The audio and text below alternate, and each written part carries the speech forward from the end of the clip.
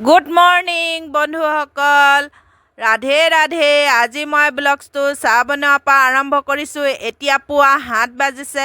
তাৰপৰা চাহকাপ বনাই লৈ পিনে চাহকাপ খাই লৈ কামত ধৰোঁ। এয়া মানুহজনে গোবৰ পেলাইছে।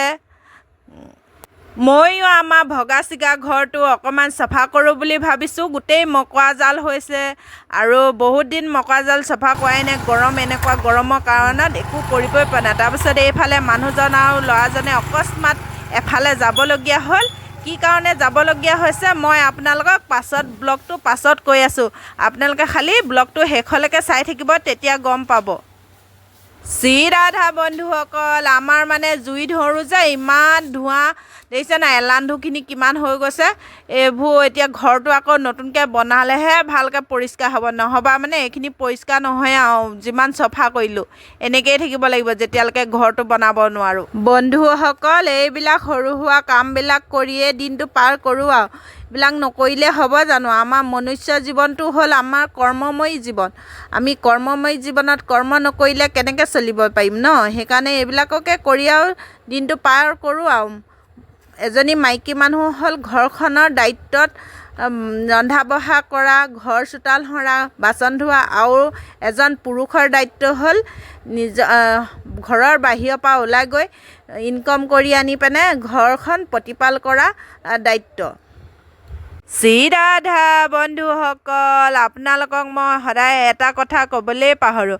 আপোনালোকে যদি মোৰ ব্লগ চাই ভাল পাইছে তেতিয়া কমেণ্ট বক্সত এটা মৰমত কমেণ্ট কৰি দিব আৰু এটা লাইক কৰি দিব আৰু মোৰ চেনেলটো ছাবস্ক্ৰাইব কৰি দিবলৈ নাপাহৰিব, যাতে আহিবলগীয়া ব্লগবিলাকৰ ন'টিফিকেশ্যন আপোনালোকলৈ প্ৰথমতেই আহে। বন্ধুসকল, আজি ভিডিঅ'টো শ্বুট কৰা ভাল হৈছে নাই আপোনালোকে মোক জনাবচোন। কাৰণ মই আজি প্ৰথম মোবাইলৰ ষ্টেণ্ডত মানে ভিডিঅ' শ্বুট কৰিছিলোঁ। সেইকাৰণে ভাল হৈছে নাই মই ইমান ভালকৈ মানে হেৰি কৰিব পৰা নাই, লক্ষ্য কৰিব পৰা নাই। তেও মানে আপোনালোকে মোক জনাবচোন ভাল হৈছে নাই হোৱা। আপোনালোকে জানে মই ভিডিঅ' কেনেকৈ বনায়, কেনেকৈ ভিডিঅ' কৰে, কেনেকৈ কেমেৰা ধৰে, কেনেকৈ কেমেৰা আগত কথা কয়, মই এইবিলাক একোৱেই নাজানো। ভগৱানৰ কৃপাত যেনে তেনে এইকণ অকণমান কৰিছোঁ, তাকো হৈছে নে নহৈছে মই নাজানো। আপোনালোকে মোক ক'বচোন, কমেণ্ট বক্সত কমেণ্ট কৰিবচোন পাৰিছোঁ নে নাই পৰা। যদি আপোনালোকে কমেণ্ট এটা কৰি মোক জনায় মোৰ মনটো বহুত ভাল লাগিব। আৰু আপোনালোকেও মোক অলপ চলপ শিকাবচোন কেনেকৈ কৰিলে কি হয়। আৰু মোৰ ইউটিউবত আহিবলৈ মানে কেইকাৰণে আহিছোঁ, এটা কাৰণে মই ইউটিউবলৈ মোৰ খুব অকলশৰীয়া অনুভৱ হয়। মানে মোৰ জীৱনটো মানে বহুত জটিল, মানে সেইকাৰণে ইউটিউবতে মানে অকণমান লগ বন্ধুবিলাকৰ সৈতে মানে অকণমান জীৱনটো আগবাঢ়ি যাওঁ বুলি মানে আহিছোঁ। আৰু আপোনালোকে যদি কৃপা কৰি আগবঢ়াই লৈ যায় তেতিয়া মই নিশ্চয় আগবাঢ়ি যাম বুলি মানে আশা কৰিছোঁ। আৰু আপোনালোকে আমাৰ চৌকাটো কেনেকুৱা লাগিছে ক'বচোন। চৌকাটো মানে ওখ, থিয় হৈ গেছৰ লেখীয়াকৈ থিয় হৈ পিনে বনাব পাৰি। সেইকাৰণে চৌকাটোত বনাবলৈ ভাল লাগে। হ'লেও মানে গোটেই ধোঁৱা হৈ যায়, গোটেই ঘৰটো মানে ধোঁৱা হৈ কাপোৰ চাপোৰ চব ক'লা হৈ যায়। সেইকাৰণে বেছিকৈ মই চৌকাটো নজ্বলাওঁ, গেছতে বনাওঁ। এইকেইডাল জুই ধৰা লেপেনা আৰু খৰিকা বুলি কয়। সেইকেইডাল নহ'লে মানে জুই বৰাবলৈ দিগদাৰ হয় যে, সেইকাৰণে সেই জুইৰ ওচৰতে মানে সেইকেইডাল থৈ দিওঁ। আৰু সেইকেইটা জিকাকেইটা মানে সঁচলৈ মানে আনি মানে জুইৰ ওচৰতে থৈ দিছোঁ, শুকাই থাকিব। তেতিয়া আকৌ গুটিবোৰ দিলে মানে সোনকালে গজিব আৰু।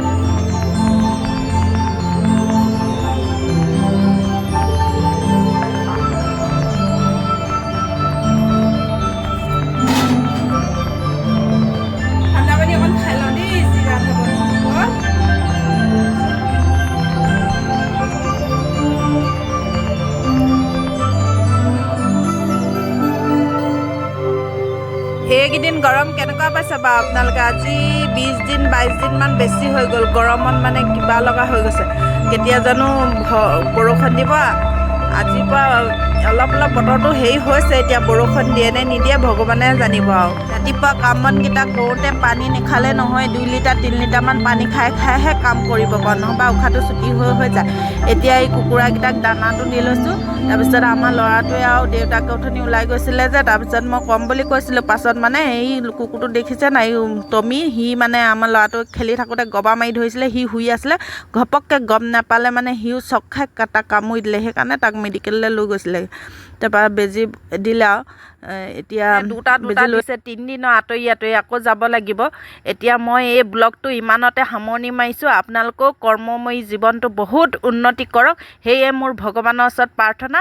এতিয়া আপোনালোকৰ চবলৈকে মোৰ পৰা ৰাধে ৰাধে। এতিয়া আমাৰ ল'ৰাটোক কোনডোখৰত কুকুৰে কামুৰিছিলে অলপ চাই লওকচোন, আৰু আপোনালোকৰ ল'ৰা ছোৱালীকো কুকুৰৰ পৰা অলপ সাৱধানে ৰাখিব। যিমান ঘৰতে পোহা কুকুৰ হ'লেও মানে কেতিয়াও বিশ্বাস কৰিবলৈ নোৱাৰি। শ্ৰীৰাধা বন্ধুসকল, ই আমাৰ অথনি দেউতাকে আৰু ল'ৰাটোৱে ওলাই গৈছিলে যে, মই পাছত ক'ম বুলি কৈছিলোঁ ক'ত গৈ আছে।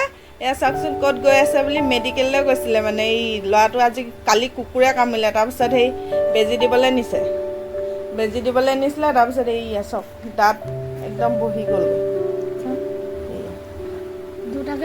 দুটা বেজী দিলে, আকৌ মানে দুটাকে এদিনত দিছে। 3 দিন আৰু 4 দিন দিব লাগিব। দুটাকে এদিনত নাই দিয়া, আজি স্কিনৰ বেজীটো দিলে। আজি আকৌ 29 তাৰিখে আৰু 2 তাৰিখে মাতিছে বেজী দিবলৈ। 3 দিনৰ পাছত আমাৰ লাইটটো গুচি গ'ল, আন্ধাৰ হৈ থাকিল। লাইটটো নহ'লে মানে আমাৰ দিনতো হেৰি হৈ থাকে।